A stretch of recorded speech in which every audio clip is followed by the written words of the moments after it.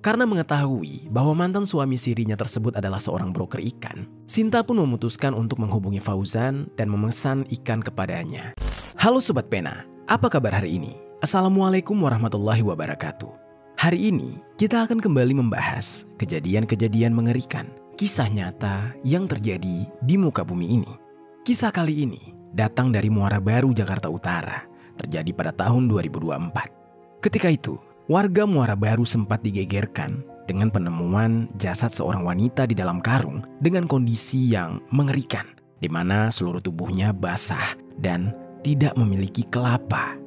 Maaf ya sobat, kalimat ini sedikit aku plesetkan. Tindakan keji ini dilakukan oleh mantan suami dari korban sendiri. Namun kebetulan mantan suaminya itu adalah mantan suami siri, karena si mantan suami ini merasa sakit hati dengan perkataan korban yang menghina istri sahnya serta ibu kandung dari pelaku. Bagaimana cerita selengkapnya tentang kasus yang satu ini? Langsung saja kita bahas di Kata Pena.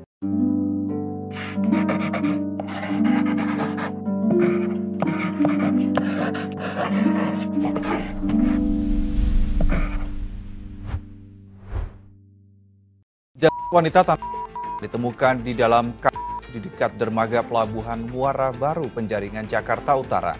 Sejumlah barang bukti ditemukan saat polisi menggelar olah TKP. Sebelum kita mulai ke ceritanya, jangan lupa untuk subscribe channel ini dan bagikan video ini ke teman-teman kalian. Cerita ini dibuat berdasarkan berita yang sudah beredar dan diterbitkan oleh beberapa media publik yang aku sajikan dan aku rangkum dalam bentuk alur cerita. Kita mulai ceritanya. Jadi sobat, di Tangerang, Banten, ada seorang wanita yang berusia 40 tahun yang bernama Sinta Handiana. Sinta ini merupakan seorang janda setelah kehilangan suami yang telah meninggal dunia. Meski tidak dijelaskan secara rinci kapan suaminya itu meninggal, namun diketahui bahwa sebelumnya Sinta sempat menjalani pernikahan siri yang juga berakhir kandas dengan perceraian sekitar 2 tahun lalu. Sinta memiliki 4 orang anak dan Sinta menetap di sebuah kontrakan di kawasan Kelurahan Binong, Kecamatan Curug, Kabupaten Tangerang, Banten. Kontrakannya tersebut telah menjadi tempat tinggalnya selama kurang lebih 3 tahun. Lokasinya cukup strategis karena hanya berjarak sekitar 100 meter dari rumah orang tua Sinta yang merupakan warga asli Kelurahan Binong. Sebenarnya, saat suaminya masih hidup, Sinta sempat tinggal bersama suaminya. Namun saat suaminya sudah meninggal dunia, Sinta kembali ke kontrakan tersebut. Di saat itu, kehilangan sosok suami ternyata tidak hanya berarti kehilangan pasangan hidup, tetapi juga kehilangan seorang kepala keluarga yang seharusnya menjadi tulang punggung untuk menafkahi keluarga mereka. Hal ini pula yang dirasakan oleh Sinta, sehingga dia harus mengambil alih tanggung jawab tersebut demi memenuhi kebutuhan hidup dirinya dan keempat buah hatinya. Sebagai seorang ibu, Sinta bekerja keras agar keluarganya tetap bisa bertahan dan menjalani kehidupan yang layak meskipun dalam kondisi yang penuh dengan tantangan. Saat ini, Sinta bekerja sebagai seorang admin di Jakarta. Namun diketahui, Sinta berangkat kerja sore menjelang maghrib sekitar jam 6 dan pulang saat pagi-pagi sekali. Di lingkungan tempat tinggalnya, Sinta dikenal sebagai sosok yang ramah dan mudah bergaul. Sifatnya yang terbuka dan hangat membuat dia memiliki banyak teman. Dan untuk menjaga hubungan baik dengan teman-temannya agar tetap harmonis dan awet, Sinta kerap terlibat di dalam berbagai kegiatan bersama mereka. Salah satunya yaitu arisan. Melalui arisan, dia dan teman-temannya memiliki kesempatan untuk bertemu, berbagi cerita, serta mempererat tali silaturahmi. Dan pada suatu hari, Sinta dan kelompok arisannya berencana untuk mengadakan pertemuan rutin. Meskipun tidak diketahui pasti siapa yang akan menjadi tuan rumah untuk acara tersebut, ada kemungkinan bahwa kali ini giliran Sinta, sebab dia terlihat mempersiapkan makanan untuk acara tersebut. Dan agar acara arisan yang akan dilaksanakan ini tampak berkesan dan berjalan dengan menyenangkan, bagi Sinta, suguhan makanan yang lezat adalah salah satu kuncinya. Karena itu, Sinta mulai memikirkan menu yang spesial untuk dihidangkan. Setelah mempertimbangkan berbagai pilihan, Sinta memutuskan untuk memasak ikan tuna sebagai salah satu hidangan utama. Namun, untuk mendapatkan ikan tuna yang segar dengan harga terjangkau, dia harus mencari cara yang lebih ekonomis dibandingkan dengan membeli di supermarket. Dalam kebingungan mencari solusi, Sinta tiba-tiba teringat bahwa mantan suami sirinya adalah seorang broker ikan di pasar lelang Muara Baru. Setelah dia mengingat hal itu, dia pun memutuskan untuk menghubungi mantan suami sirinya tersebut. Dia ingin memesan ikan tuna dari si mantan suami. Dengan begitu, mungkin dia bisa mendapatkan bahan masakan yang diinginkan tanpa perlu mengeluarkan biaya yang terlalu besar. Mantan suami siri Sinta adalah seorang pria yang berusia 43 tahun yang bernama Fauzan Fahmi atau yang akrab disapa oleh orang sekitar dengan nama Fauzan. Tidak diketahui dengan pasti mengapa mereka bercerai. Namun yang jelas saat ini Fauzan diketahui sudah memiliki seorang istri. Fauzan di saat itu sudah tinggal bersama istri barunya dan anggota keluarganya yang lain, termasuk dengan ibunya di kawasan Muara Baru, Penjaringan, Jakarta Utara. Untuk memenuhi kebutuhan hidup keluarganya sehari-hari, Fauzan menjalani pekerjaan sebagai seorang broker ikan di pasar lelang Muara Baru, di mana dia menjadi perantara jual beli ikan bagi pedagang maupun pembeli besar. Selain itu, Fauzan juga bekerja di pasar tersebut sebagai tukang jagal hewan yang membantu proses pemotongan dan penyiapan daging untuk dijual. Lalu sobat, karena mengetahui bahwa mantan suami sirinya tersebut adalah seorang broker ikan, Sinta pun memutuskan untuk menghubungi Fauzan dan memesan ikan kepadanya. Dan singkat cerita, keduanya yang kembali berkomunikasi setelah lama putus komunikasinya setelah mereka bercerai, entah saling rindu atau bagaimana, lalu keduanya sepakat untuk bertemu sembari menghabiskan waktu berdua. Mungkin saja untuk mengenang masa-masa indah mereka dulu. Ibarat sekali mendayung, 2-3 pulau terlampaui. Transaksi ikan sambil bertemu mantan kekasih. Keduanya pun akhirnya sepakat untuk bertemu di sebuah hotel. Tepatnya di sebuah hotel yang bernama Hotel Aceh Besar di Muara Karang, Pluit, Penjaringan, Jakarta Utara pada Minggu 27 Oktober 2024 pada malam hari sekitar pukul 9 malam. Setelah sebelumnya mereka membuat kesepakatan, pada Minggu tanggal 27 Oktober sekitar pukul 5:30 sore, Fauzan pun datang menemui Sinta di Hotel Aceh Besar di kamar 502. Namun entah lupa atau ada alasan lain, Fauzan di saat itu tidak membawa ikan tuna yang sebelumnya sudah dipesan. Meski demikian, suasana pertemuan mereka di hotel tidak berfokus pada urusan ikan tuna. Dalam momen tersebut, Sinta dan Fauzan kembali bertemu setelah waktu yang cukup lama dan akhirnya hanyut di dalam nostalgia hubungan mereka. Karena saling rindu, akhirnya memicu mereka berhubungan yang lebih intim di kamar hotel tersebut. Setelah melakukan hubungan tersebut, Sinta yang hendak pulang lalu menanyakan soal ikan tuna pesanannya. Namun di saat itu karena Fauzan memang tidak membawa ikan tuna tersebut, akhirnya dia meminta Sinta untuk mampir ke rumahnya sembari mengambil ikan tuna pesanannya. Entah di saat itu, ajakan tersebut hanya modus dari Fauzan saja karena ingin lebih lama bersama Sinta atau karena memang ia benar-benar lupa. Namun sementara itu, Sinta yang sebenarnya malas untuk mampir ke rumah mantan suami sirinya, apalagi karena mengetahui ada istri sahnya di sana, dia di saat itu agak keberatan. Namun karena sangat membutuhkan ikan tuna tersebut, dia pun akhirnya mau untuk diajak Fauzan ke rumahnya untuk mengambil ikan tuna pesanannya. Mereka pun memulai perjalanan mereka menuju ke rumah Fauzan. Dan setelah menempuh perjalanan, mereka sampai di rumah Fauzan pada pukul 9 malam. Sesampainya di sana, Fauzan tampak masih ingin melanjutkan momen berdua dengan Sinta. Entah karena merasa belum cukup puas atau ada alasan lain, dia tiba-tiba mengajak Sinta untuk naik ke lantai 2 rumahnya. Namun ajakan itu ditolak oleh Sinta. Sinta merasa khawatir berada di rumah Fauzan dan ada istrinya di sana yang nantinya bisa memicu masalah besar jika mereka ketahuan. Dengan nada tegas, Sinta menolak sambil berkata, "Nggak mau, takut ada si Dalam hal ini yang dimaksud adalah istri dari Fauzan. Padahal di saat itu Fauzan berani mengajak Sinta masuk ke dalam rumah karena dia yakin bahwa rumahnya kosong, tidak ada seorang pun di dalam rumah. Bahkan istrinya juga tidak ada di sana. Dia pun menjawab, "Istriku nggak ada di rumah, dia lagi dagang ke pasar." Kurang lebih begitulah ucapan Fauzan untuk meyakinkan Sinta. Namun, Sinta tetap bersikeras menolak dan menunjukkan kewaspadaannya. Dia justru melontarkan kata-kata lain yang lebih tajam. Sinta menyindir Fauzan dengan berkata, "Kamu juga anak Perkataan Sinta yang mengejek istrinya sebenarnya sudah membuat Fauzan sakit hati. Namun Fauzan mencoba untuk tidak marah dan memujuk Sinta. Namun setelah perkataan Sinta yang juga mengejek ibu kandung dari Fauzan, hal itulah yang menyulut emosi Fauzan. Perkataan itu membuat Fauzan benar-benar sakit hati. dan tidak bisa menahan emosinya. Di dalam luapan kemarahan yang memuncak, Fauzan tiba-tiba kehilangan kendali dan gelap mata.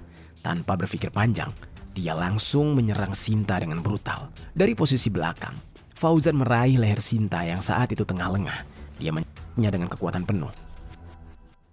Di saat itu dia sembari berkata kalau dia tidak terima dengan perkataan Sinta terhadap ibunya. Sinta di saat itu berusaha melawan untuk melepaskan diri, tetapi genggaman Fauzan terlalu kuat. Selama sekitar 20 menit, Fauzan terus menyerang leher Sinta tanpa henti. Dan sampai akhirnya, Sinta benar-benar tidak mampu lagi bernafas. Dan dia di saat itu sekarat di tangan Fauzan. Namun kemarahan Fauzan yang membara tampaknya belum mereda. Bukannya berhenti, Fauzan malah semakin gelap mata. Dia melangkah lebih jauh. Dengan penuh amarah, dia naik ke lantai 2 untuk mengambil sebilah pisau.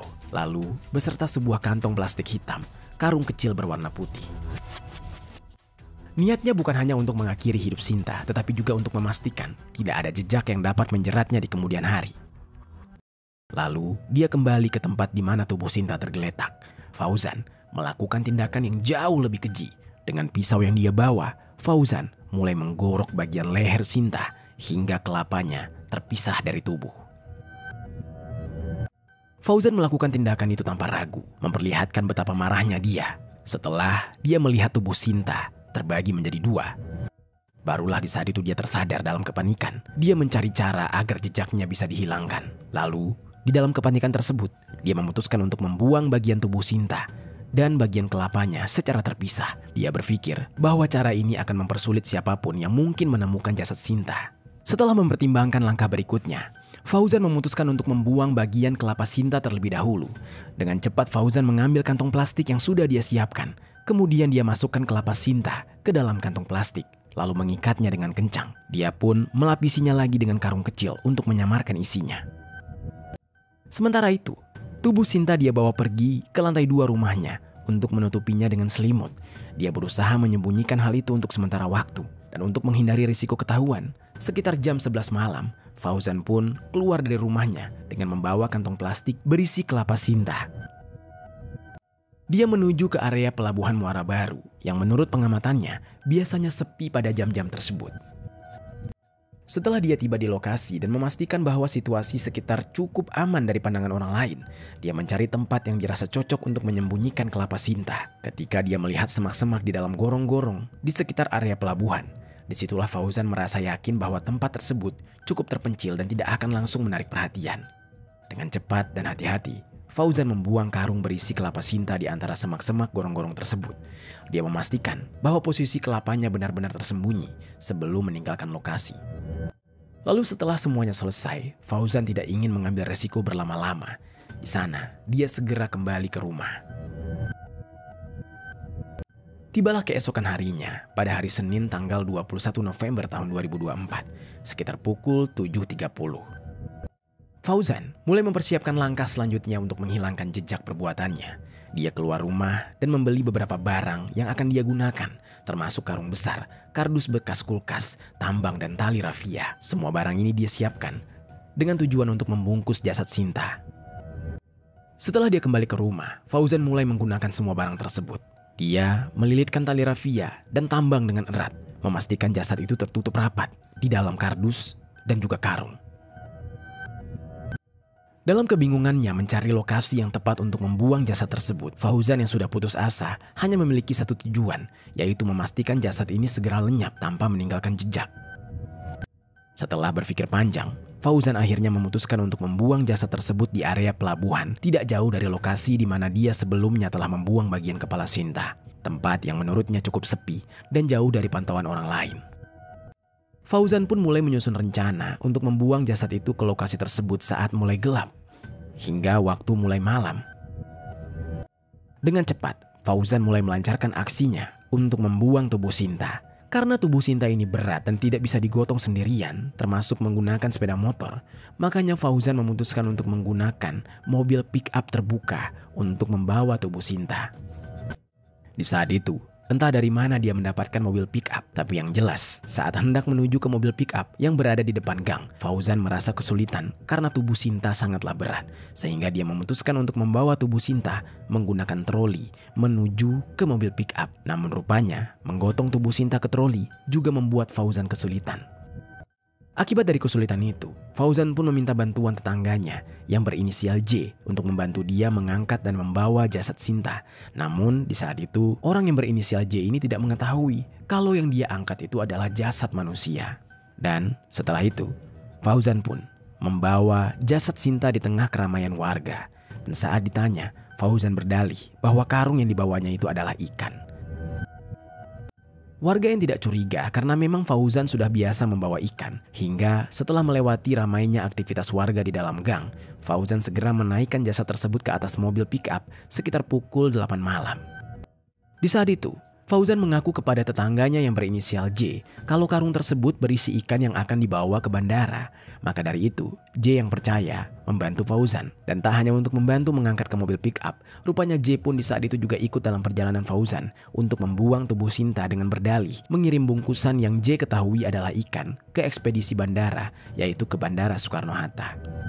Di saat itu, Fauzan dan J lalu berkendara bersama menuju ke arah Bandara Soekarno-Hatta. Dan setelah sampai mereka di bandara, Fauzan berpura-pura kepada J bahwa orang yang akan memesan barang tidak bisa dihubungi. Dan akhirnya Fauzan mengatakan akan membuang saja bungkusan itu. Dan kemudian Fauzan dan J melanjutkan perjalanan ke Muara Baru. Setibanya mereka di Muara Baru sekitar pukul 22.00, Fauzan mengarahkan mobilnya ke tempat yang sepi, tepat di belakang pom bensin pelabuhan. Fauzan dan J lantas turun dari mobil dan keduanya menurunkan bungkusan berisi jasad Sinta tersebut. Bungkusan tersebut dibuang ke pinggir laut di kawasan pelabuhan Muara Baru. Dan setelah itu, keduanya pun kembali menuju ke rumah mereka. Dan J di saat itu juga tidak curiga jika yang dibuang oleh Fauzan itu bukanlah ikan, melainkan jasad manusia. Singkat cerita, keesokan harinya, Selasa tanggal 29 Oktober tahun 2024, sekitar pukul 10:30 siang, suasana di sekitar dermaga kapal di belakang SPBU Jalan Tuna Muara Baru terlihat seperti biasa. Para buruh bongkar muat sibuk dengan aktivitas mereka, sementara sebagian lainnya beristirahat sejenak. Di tengah kesibukan itu, seorang buruh yang tidak disebutkan identitasnya hendak bersantai sambil menikmati kopi di area sekitar dermaga, mendapati pemandangan yang mengusik pikirannya. Dia melihat sebuah karung yang mencurigakan yang tampak mengambang di permukaan air dekat dermaga. Rasa penasaran mendorong buruh tersebut untuk mendekat. Namun dia segera menyadari bahwa karung itu terlihat tidak biasa. Seketika, rasa penasarannya berubah menjadi curiga. Dan buruh itu memutuskan untuk tidak bertindak sendiri. Dia segera memanggil beberapa orang di sekitar, termasuk seorang petugas SPBU yang bernama Denny, yang kebetulan berada di lokasi. Denny yang juga merasa ada sesuatu yang tidak beres, mencoba untuk memberanikan diri dan mengamati karung tersebut lebih dekat. Setelah memastikan bahwa karung itu mencurigakan, karung tersebut seperti mengeluarkan bau yang menyengat dan dikerumuni oleh lalat. Dia pun memutuskan untuk mengangkatnya ke daratan. Dengan bantuan orang-orang sekitar, karung tersebut akhirnya berhasil diangkat dari air. Namun setelah berada di daratan, Denny tidak berani membukanya. Karung itu tampak terlalu berat dan mencurigakan, sehingga benar-benar menimbulkan kecurigaan. Rasa takut mulai menyelimuti Denny dan orang-orang yang berada di sekitar sana. Mereka tidak ingin mengambil resiko dengan membuka karung itu, apalagi tanpa pengawasan pihak berwenang. Sehingga Denny memutuskan untuk segera menghubungi polisi dan melaporkan penemuan mencurigakan tersebut. Lalu pihak kepolisian yang menerima laporan langsung bergerak menuju lokasi untuk melakukan pemeriksaan lebih lanjut. Situasi di dermaga perlahan-lahan mulai berubah menjadi tegang dengan orang-orang yang mulai berkerumunan dan mulai berspekulasi tentang isi karung itu. Saat tiba di lokasi, polisi langsung mengevakuasi karung tersebut dan membuka karung itu untuk melihat isinya. Seketika polisi membuka lapisan pertama karung itu, mereka mendapati bahwa isi dari karung itu sudah dibungkus berlapis-lapis dengan bahan pelindung, mulai dari kardus bekas kulkas, kemudian karung besar diikuti oleh selimut dan lapisan kardus lain lagi, hingga lapisan kasur tipis di bagian luarnya. Namun hal yang paling mengejutkan, setelah seluruh lapisan tersebut berhasil dibuka, di dalamnya ditemukan tubuh manusia dalam keadaan utuh, namun tanpa kelapa. Saat itu, jasad juga ditemukan dalam kondisi yang sudah basah, diduga akibat terendam air di area pelabuhan. dan dalam keadaan setengah tanpa busana. Jasad tersebut hanya memakai baju dan tidak ada celana. Lalu atas temuan jasad tanpa kelapa tersebut, polisi langsung melakukan olah TKP. Di TKP, polisi mengamankan beberapa karung warna putih, spons warna kuning, karton coklat, pakaian serta bra yang masih dikenakan oleh korban. Kemudian beberapa utas tali rafia. Dan atas temuan bagian tubuh korban, polisi segera melakukan penyisiran untuk bagian tubuh yang lain, yaitu bagian kelapanya. Polisi sampai menggunakan anjing pelacak untuk melakukan pencarian korban. Dan setelah melakukan penyisiran menyeluruh, pada hari yang sama, polisi akhirnya menemukan bagian kelapa korban sekitar pukul 12 malam, tepat di Jalan Inspeksi Waduk Pluit Utara, Pluit Penjaringan, Jakarta Utara, di dalam semak-semak gorong-gorong. Lokasi penemuan badan dan kelapanya tidak jauh, yaitu hanya berjarak 600 meter. Dan setelah bagian badan serta kelapanya sudah ditemukan, jasad tersebut pun langsung dibawa ke Rumah Sakit Polri Kramat Jati, Jakarta Timur untuk kebutuhan otopsi. Di sisi lain, keluarga Sinta mulai diliputi kepanikan karena Sinta tidak kunjung pulang dan tidak memberikan kabar. Hari-hari berlalu tanpa ada informasi tentang keberadaannya. Anak-anak Sinta yang merindukan ibunya juga sudah mulai gelisah. Mereka mencoba mencari tahu dengan bertanya kepada teman-teman dekat sang ibu. Namun upaya tersebut tidak membuahkan hasil. Tidak satu pun dari mereka yang mengetahui keberadaan Sinta atau apa yang mungkin terjadi kepadanya. Semakin hari, rasa cemas keluarga semakin bertambah karena tidak adanya tanda-tanda keberadaan Sinta meskipun telah berusaha mencarinya ke berbagai tempat. Pihak keluarga akhirnya memutuskan untuk melaporkan hilangnya Sinta kepada pihak kepolisian. Di saat itu, pihak keluarga melapor ke Polda Metro Jaya pada hari Rabu tanggal 30 Oktober tahun 2024 sekitar pukul 3.00. Sementara itu, di sisi lain, proses identifikasi jasad yang ditemukan tanpa kelapa di pelabuhan mulai membuahkan hasil. Dokter forensik berhasil memverifikasi identitas korban melalui prosedur pemeriksaan menyeluruh yang meliputi analisis DNA, sidik jari, dan tanda-tanda pendukung lainnya. Setelah identitas korban dipastikan sebagai Sinta, seorang wanita yang dilaporkan hilang oleh keluarganya, polisi di saat itu segera menghubungi pihak keluarga Sinta untuk menyampaikan kabar duka yang mengejutkan. Keluarga Sinta yang menerima informasi tersebut langsung dihantam rasa sedih dan amarah yang sangat mendalam. Pihak keluarga yang mengira Sinta hilang tidak kuasa menerima kenyataan bahwa Sinta ditemukan sudah dalam kondisi tewas mengenaskan. Rasa tidak terima atas apa yang terjadi mendorong keluarga untuk mendesak pihak kepolisian agar segera menangkap siapa pelaku di balik kejadian ini. Mereka meminta agar pelaku diberikan hukuman seberat-beratnya sebagai bentuk keadilan atas tragedi yang telah menghancurkan hidup Sinta dan keluarganya. Lalu sobat, atas temuan jasad Sinta yang menggegerkan masyarakat, pihak kepolisian segera bergerak untuk melakukan penyelidikan menyeluruh guna menangkap pelaku di balik kejahatan tersebut. Polisi memulai dengan mengumpulkan alat bukti yang relevan, termasuk pemeriksaan barang-barang yang ditemukan di sekitar lokasi penemuan jasad. Selain itu, polisi juga memeriksa beberapa saksi yang berada di sekitar tempat kejadian perkara untuk mendapatkan informasi yang mungkin bisa membantu penyelidikan. Salah satu poin krusial dalam pengembangan kasus ini adalah ditemukannya rekaman CCTV yang menjadi petunjuk utama untuk mengungkap identitas dari pelaku. Dari rekaman CCTV tersebut, polisi berhasil mendapatkan petunjuk yang mengarah kepada tersangka utama yang bernama Fauzan. Setelah memastikan identitas pelaku melalui analisis bukti dan keterangan saksi, pihak kepolisian segera menyusun rencana penangkapan. Hingga pada akhirnya, polisi berhasil melacak keberadaan Fauzan di rumahnya yang terletak di daerah Penjaringan Muara Baru, Jakarta Utara. Namun upaya penangkapan tidak berlangsung mulus. Ketika petugas tiba di lokasi, Fauzan sempat mencoba melarikan diri dan menyulitkan proses penangkapan. Dalam situasi ini, polisi terpaksa mengambil tindakan tegas terukur untuk melumpuhkan Fauzan, yaitu dengan melepaskan tembakan timah panas ke kaki kanannya. Setelah tindakan tersebut dilakukan, Fauzan akhirnya berhasil diamankan. Bersamaan dengan diamankannya Fauzan, polisi mengamankan sebilah pisau yang digunakan oleh Fauzan untuk membagi bagian tubuh dan kelapa Sinta. Fauzan kemudian dibawa ke kantor polisi untuk menjalani proses hukum lebih lanjut, termasuk pemeriksaan mendalam terkait motif dan kronologi dari perbuatannya. Saat dia diamankan, Fauzan tidak bisa mengelak lagi, lantas dia mengakui semua perbuatannya.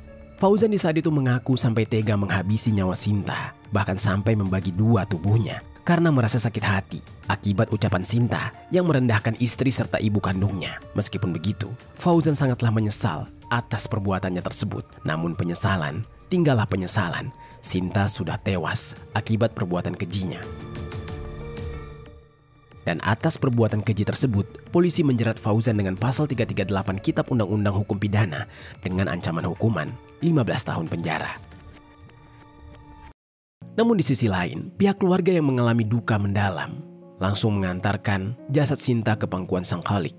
Jasadnya didoakan dan disolatkan di Masjid Al-Hidayah, lalu kemudian segera dimakamkan secara layak di pemakaman Mede. Tidak henti-hentinya pihak keluarga, terutama keempat buah hati Sinta, menangisi kepergian Sinta. Mereka tidak menyangka jika ibu mereka akan meninggal dengan cara seperti ini di tangan seseorang yang pernah mereka panggil sebagai ayah. Kepergian Sinta yang tragis dan tidak terduga juga menggemparkan masyarakat sekitar. Warga yang turut merasa iba dan simpati terhadap keluarga Sinta mendoakan agar Sinta dapat beristirahat dengan tenang di alam sana. Benar-benar ironi, ibarat mulutmu adalah harimaumu. Kita tidak pernah tahu bagaimana perkataan kita dapat menyakiti perasaan orang lain dan bahkan sampai mendorong seseorang untuk melakukan tindakan yang nekat untuk menghilangkan nyawa. Namun meskipun begitu, yang namanya menghabisi nyawa seseorang dengan alasan apapun merupakan tindakan yang tidak bisa dibenarkan, apalagi sampai memotong-motong jasadnya. Itu dia sobat, kisah dari Sinta yang benar-benar menggemparkan masyarakat Jakarta Utara baru-baru ini. Apa pelajaran yang bisa kita ambil dari kisah ini?